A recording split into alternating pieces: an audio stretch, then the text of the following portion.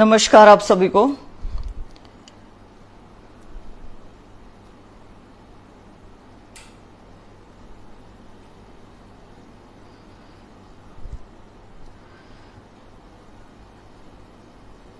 नया CET announce हो गया है। माननीय मुख्यमंत्री श्री नायब सिंह सैनी जी ने अपनी फेसबुक पोस्ट के माध्यम से कहा है, नोटिफिकेशन भी सर्कुलेट हो रहा है। उनकी पोस्ट इस प्रकार है।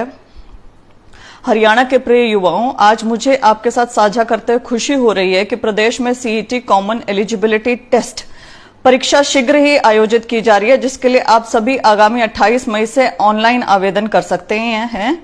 यह परीक्षा प्रदेश के लाखों युवाओं के लिए रोजगार का सुनहरा अवसर लेकर आ रही है। लाखों युवाओं के लिए हमारी सरकार बिना पर्ची बिना खर्ची की नीति और मिशन मेरिट के सिद्धांत पर पूरी निष्ठा से काम कर रही है, जो कि हाईकोर्ट ने खारिज कर दिया है ना। ये मिशन मेरिट वगैरह जो बोल रहे हैं, हाईकोर्ट अपने ऑर्डर में कह चुकी है कि आप मेरिट के खिलाफ काम कर रहे हैं। जो ऑर्डर मैं डिटेल में पढ़ूंगी सोशियो इकोनॉमिक वाला 1-2 दिन के भीतर ही, क्योंकि बहुत सारे अभ्यर्थियों को परेशानी हो रही है कि इस ऑर्डर में है क्या। हम हरियाणा के युवाओं को योग्यता के आधार पर नौकरियां देने के अपने संकल्प पर अड़िग हैं। देखो बातें क्या हो रही है और असल में क्या हो रहा है कि हम हरियाणा के युवाओं को योग्यता के आधार पे नौकरियां देने के लिए अपने संकल्प पर अड़िग है। एक एक शब्द झूठ है। प्रदेश की भाजपा सरकार हर परिस्थिति में युवाओं के साथ खड़ी है। अच्छा, तो बहुत सारे युवा हैं। हरियाणा पुलिस वेटिंग भी, सीईटी जो पिछले वाले आपके एग्जामिनेशन करवाने रह गए या रिजल्ट पेंडिंग है, ज्वाइनिंग पेंडिंग है, वो रह गए, वो युवा नहीं है क्या? या जो हरियाणा पुलिस 5600 आपने निकाली, उनका साथ देना भूल गए हैं क्या? बहुत सारे। बहरहाल आप सभी को आगामी परीक्षा के लिए ढेरों शुभकामनाएं और उज्जवल भविष्य की मंगल कामनाएं। आगामी परीक्षा मतलब 2025 में ही हो रही है कि 26 में, 27 में, 28 में, 29 में तो खैर आपने रिजल्ट देना ही है, तो कब हो रही है? बहरहाल शुरू करते हैं। आदरणीय मुख्यमंत्री हरियाणा श्री नायब सिंह सैनी जी, आपने सीईटी 2025 की घोषणा की, वह कल से इसके आवेदन ऑनलाइन स्वीकार किए जाएंगे। इसके लिए आपका तहे दिल से, दिल की गहराइयों से धन्यवाद करती हूं। वह आशा करती हूं कि जो कुछ भी पिछले सीईटी में हुआ वो इस सीईटी में नहीं दोहराया जाएगा।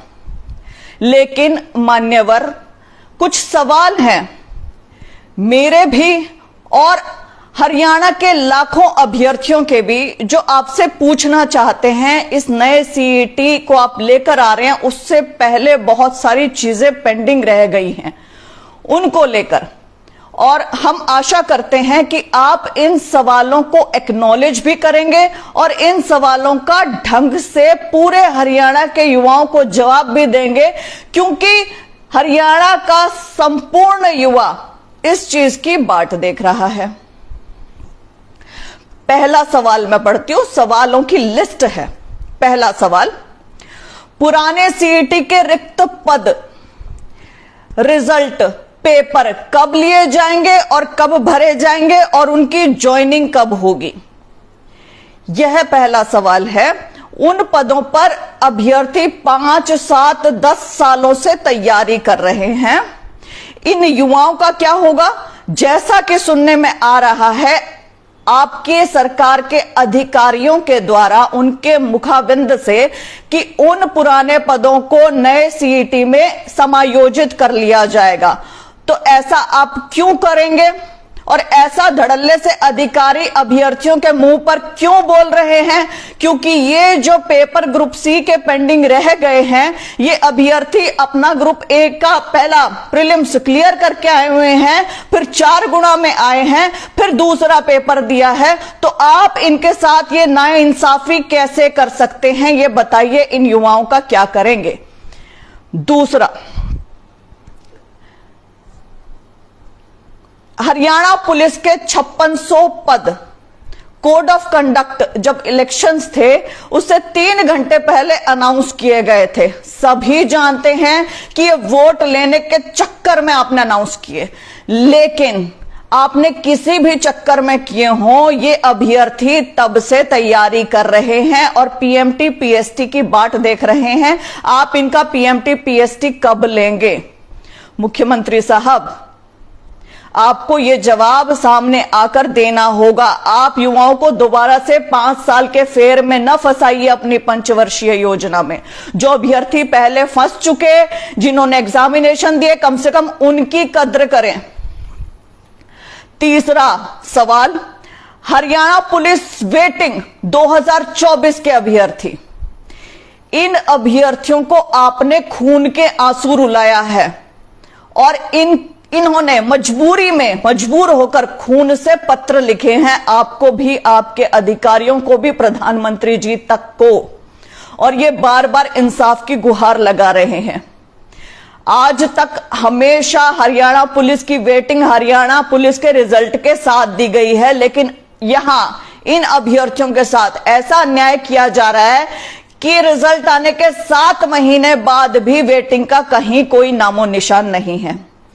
वेटिंग का केस जीतने के पश्चात भी इन अभ्यर्थियों की कोई सुध नहीं ली जा रही है। They are running from post to pillar, दर दर की ठोकरें खाने पे मजबूर हो रहे हैं। तो इनकी वेटिंग कब लगाई जाएगी, ये आपको बताना होगा। ये नया सीईटी सिर्फ अनाउंस कर देने से कुछ नहीं होता है। ये जो पिछले जो आपके ये कांड है, उन्हें बिना ढके, उन्हें बिना पूरा किए आप सीईटी नहीं ले सकते हैं जनाब। आप सीईटी लीजिए, हम तहे दिल से चाहते हैं, लेकिन 1 महीने के भीतर भीतर ये सारी चीजें पूरी करने के बाद।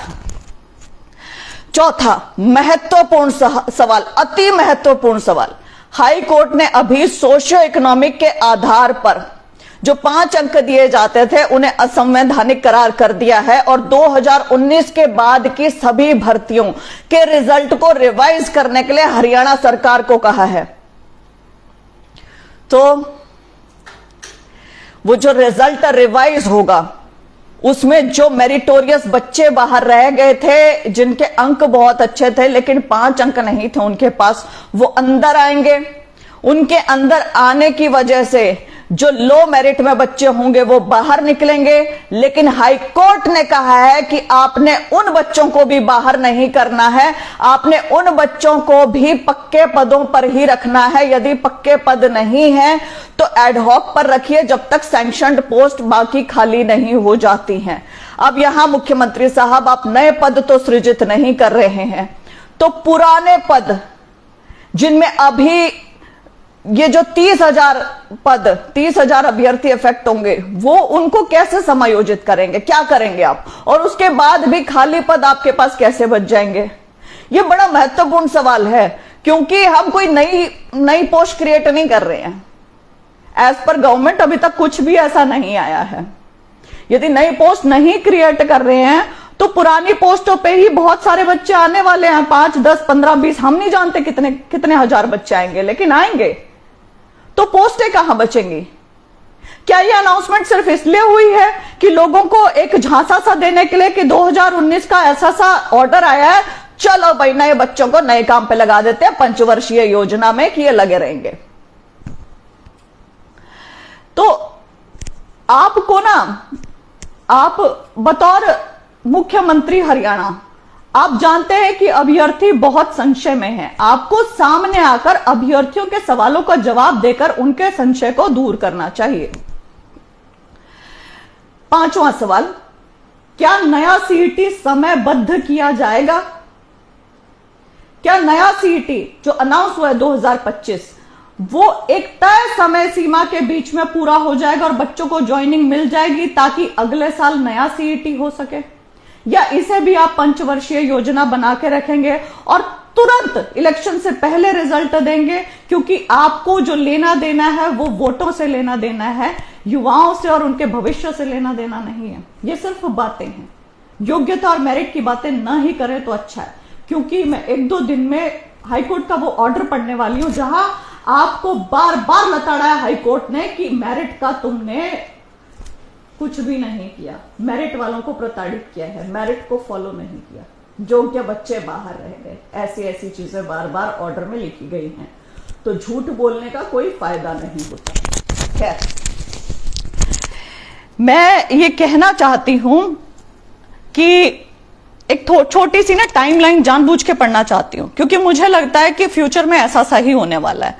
तो क्यों ना पहले से ही ऐसा पढ़े, क्योंकि ऐसा ही प्रतीत होता है, ऐसा ही इतिहास में होता आया है, ऐसा ही पिछले सीटी में हुआ था और ऐसा ही शायद इस बार भी हो जाए।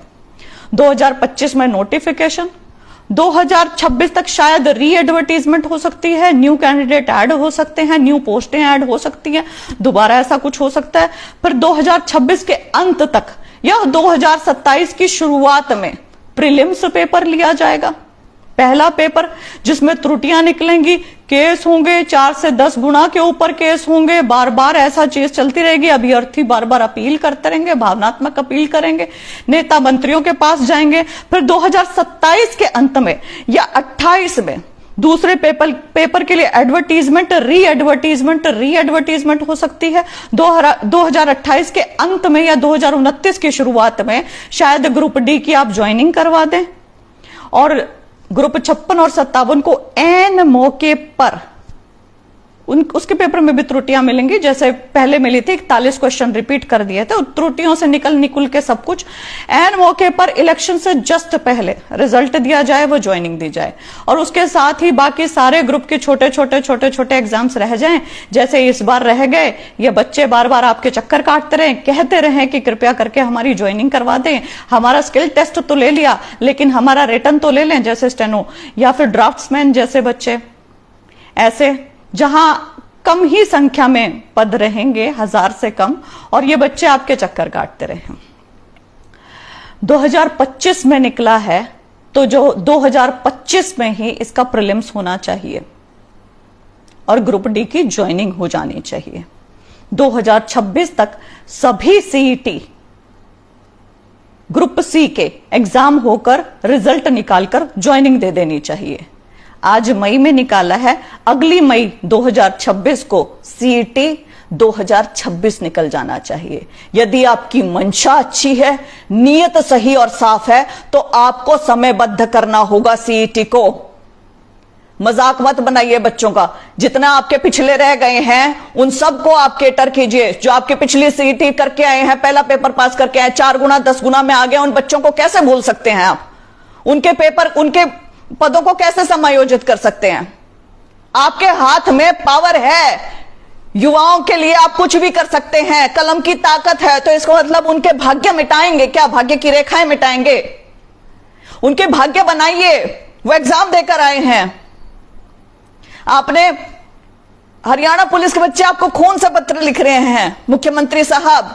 आप तो छोटी सी भी बात हो जाती थी, आपके सामने कोई ऐसे आ जाता था तो आप ऐसे हो जाते थे, दुगना झुक जाते थे। आप हर एक चीज के लिए तत्पर रहते थे इलेक्शन से पहले। तो इलेक्शन के बाद ऐसा क्या हो गया? घमंड तो किसी का भी नहीं रहा है श्रीमान। समय बदलता रहता है। अपने हाथों से परोपकार करके जाइए। ये जो वेटिंग वाले बच्चे हैं उनकी वेटिंग लगा दीजिए। ये जो 5600 पद निकाले हैं इसे पूरा कीजिए। वादा करते हो तो निभाया करो। ये जो बाकी बच्चों के पेपर और सब कुछ बचा हुआ है पिछले सीटी वाला, उसे पूरा कर दो। ये जो 2019 के बाद से ये जो रिवाइज करने का रिजल्ट का ऑर्डर आया है, उसको जबरदस्ती तोड़ मरोड़ के अपने नंबर बनाने के लिए मत कहो कि हम किसी को नौकरी से नहीं निकलने देंगे। आप होते कौन हैं? क्योंकि हाईकोर्ट ने खुद कहा है कि आप किसी को नहीं निकालेंगे। ये आप नहीं कह रहे हो, ये हाईकोर्ट ने आपको कहा है करने के लिए। कुछ सम्मान कीजिए। हार्डवर्क करते हैं बच्चे, कई सालों से लगे हैं बच्चे। उनकी मेहनत कैसे पानी पानी करना चाहते हैं? नहीं करनी चाहिए आपको। बच्चे ये लगातार लिख रहे हैं मेरे पास बच्चे, और मैं पढ़ रही हूं इन सबको। 2018 की पॉलिसी पे करने के लिए स्टेनो स्किल का पेपर ले लो, स्टेनो की भर्ती पूरी कर लो। 5600 Haryana police, ma'am HR police 6/2024 waiting, steno skill. ये बच्चे बार बार मुझे क्यों लिख रहे हैं? पता है क्यों लिख रहे हैं? क्योंकि ये चाहते हैं कि इनकी भर्तियां पूरी हो, क्योंकि मेहनत करके आए हैं, क्योंकि इन्होंने कई साल इस चीज में इन्वेस्ट करे हैं, क्योंकि एग्जाम पास करके आधे से ज्यादा प्रक्रिया पूरी कर चुके हैं। और वेटिंग वाले हरियाणा पुलिस 6/2024 वेटिंग वालों का तो सब कुछ 24 कि वेटिंग वालों का तो सब कुछ हो चुका है, वो तो वेटिंग की तैयारी कर रहे हैं। ये बच्चे लिख रहे हैं बहन जी 5600, क्यों लिख रहे हैं? क्योंकि आपने वादा किया था। जुबान के आदमी हो तो जुबान पर रहो ना।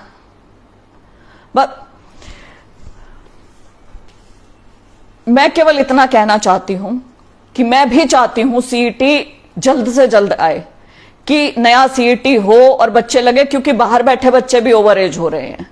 जो नए बच्चे निकले हैं वो भी नौकरी की बाट देख रहे हैं। लेकिन इसका अर्थ ये नहीं कि आप सारा पुराना मलिया मेट कर दें, कि आप सबको अब नए में लेके चल जाएं ताकि नए का आंकड़ा आप ज्यादा लगे। ये गलत है, बेहद गलत। माननीय मुख्यमंत्री साहब, सभी युवाओं की तरफ से हाथ जोड़कर आपको कहती हूं कि इनके भविष्य के साथ खिलवाड़ ना करें। कृपया ये अब जहां जिस स्टेज तक पहुंचे हैं उसके ऊपर सब उसको खत्म ना करें, उस स्लेट को साफ ना करें। मेहनत करके अपने दम पर वहां तक पहुंचे हैं, कृपया करके इन बच्चों की सुने, इसे पूरा करें। 1 महीने के भीतर भीतर सारी की सारी चीजें रिजॉल्व करके उसके बाद आप नया सीईटी ले लें, कोई दिक्कत नहीं है। आपकी मेहरबानी रहेगी। और मैं ये भी जानती हूं कि ये एकदम से लिया गया निर्णय है सीईटी जो आपने नया अनाउंस किया है, क्योंकि लोगों के मन में संशय आया जो हाईकोर्ट का ऑर्डर है उसको लेकर। आपको वहां पर भी ध्यान देने की जरूरत है, वो भी देखने की जरूरत है कि कितने नए बच्चे आएंगे। क्या हरियाणा सरकार को नए पद सृजित करने चाहिए कि नहीं करने चाहिए?